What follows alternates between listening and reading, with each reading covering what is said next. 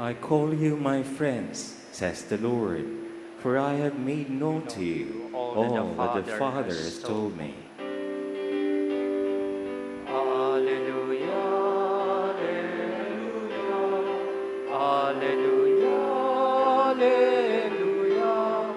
alleluia, alleluia, alleluia, alleluia, alleluia, alleluia,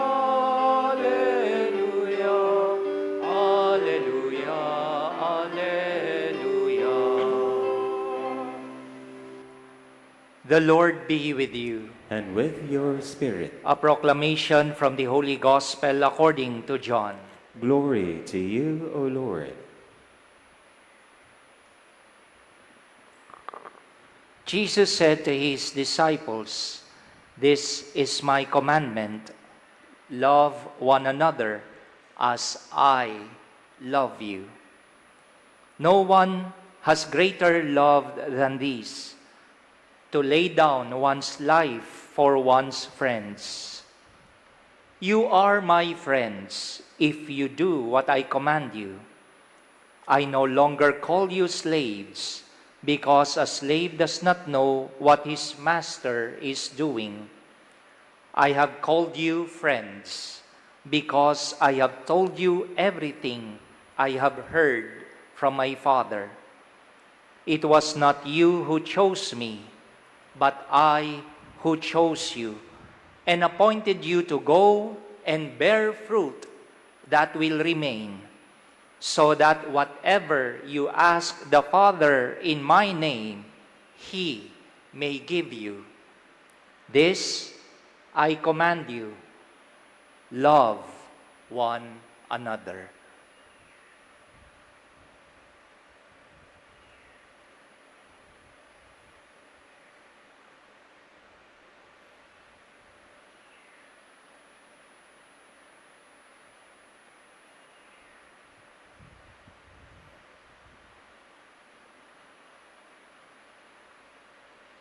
Sisters and brothers, the Gospel of the Lord.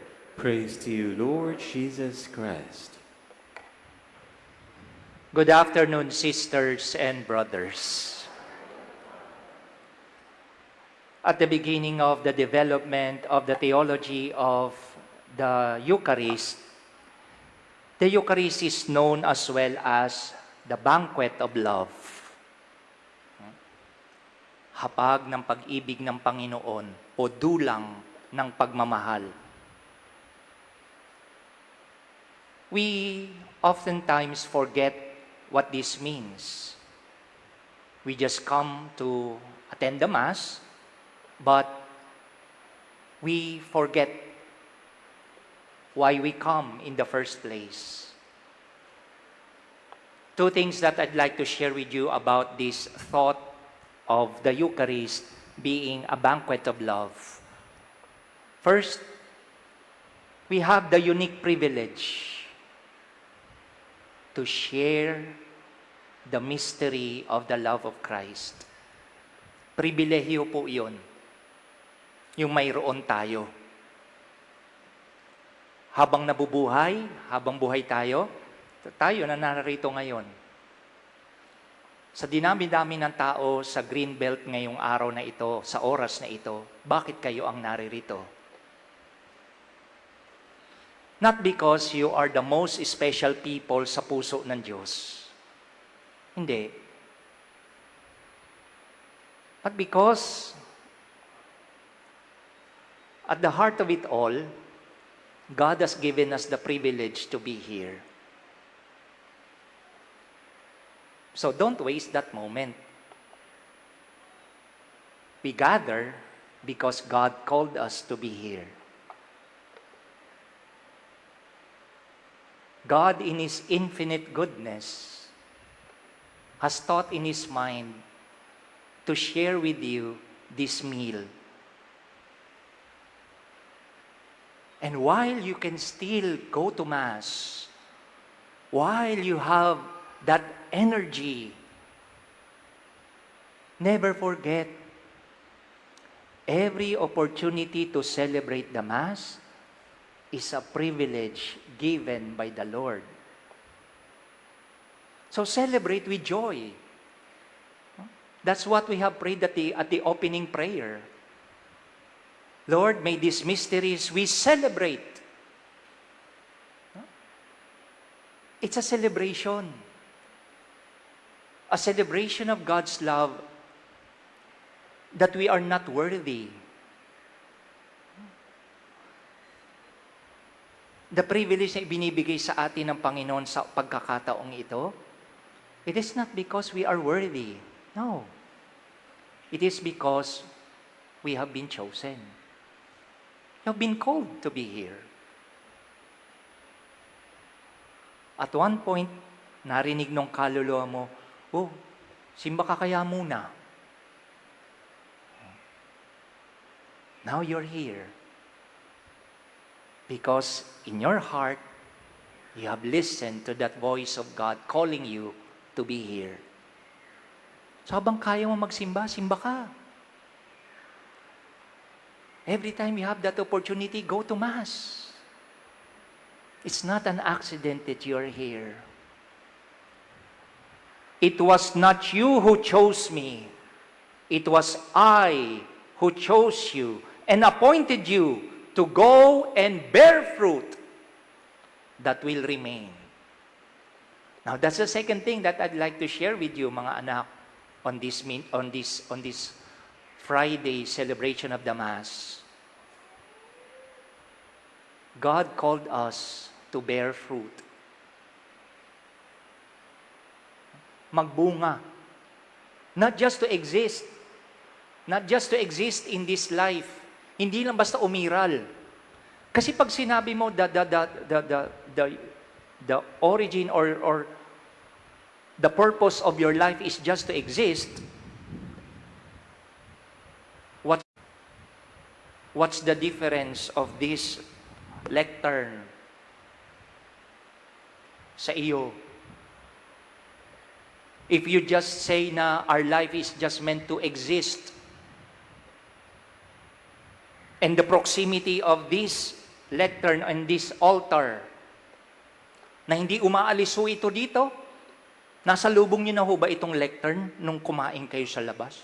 Pag nasa lubong niyo ito, magulat kayo. Bakit naglalakad yung lectern ng Greenbelt Chapel? Nagutom ba siya? Hindi. Hindi niyo kailanman masasalubong ito. It will remain here. It serves its purpose. If you are just to exist, then we're just one of these furnitures na meron sa simbahang ito. Yung bang kinakaupuan yung mas banal sa inyo? Kasi ang lapit ng upuan na yan dito sa tabernakulo. Oh. Hindi eh. Hindi ho yung batayan eh. Na pag nasa loob ka ng simbahan, saka ka banal. Hindi.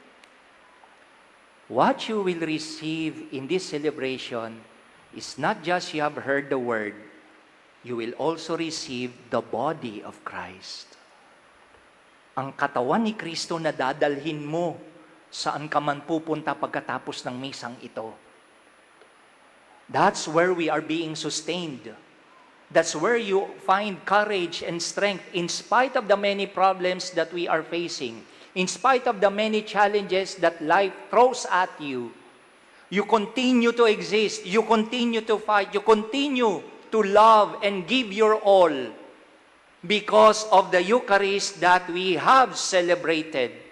It is the Eucharist that sustains us. It is the Eucharist that gives us strength. It is the Eucharist that gives us hope.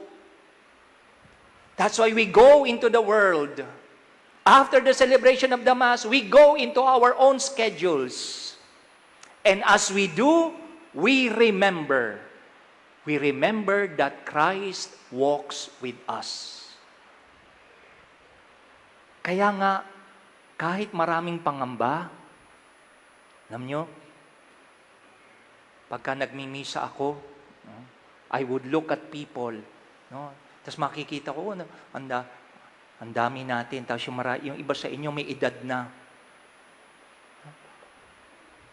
Sometimes, pagka nagkakaedad ka, ang dami-dami mo ng kinahihintakutan.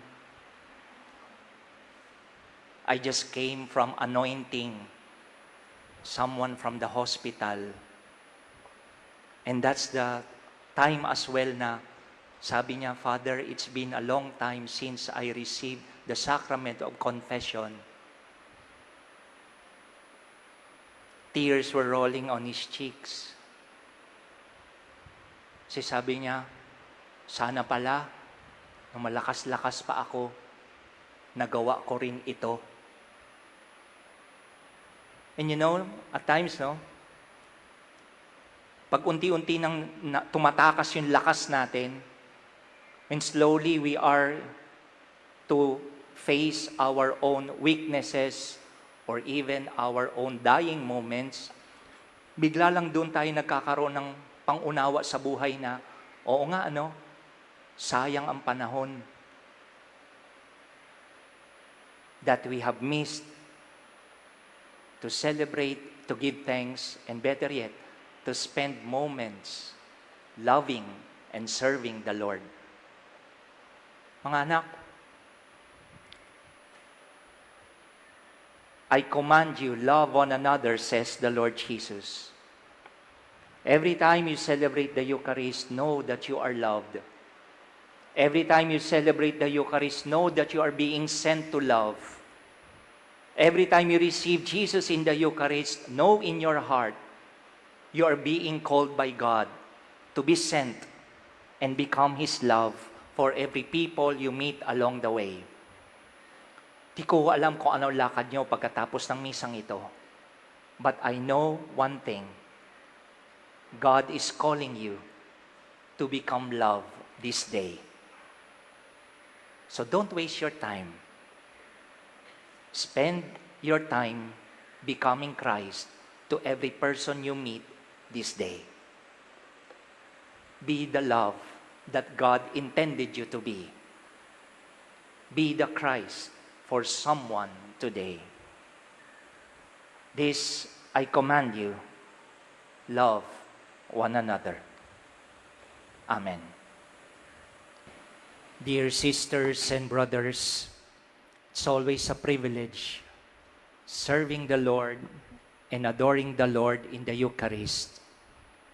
Find time always to spend that moment with the Lord.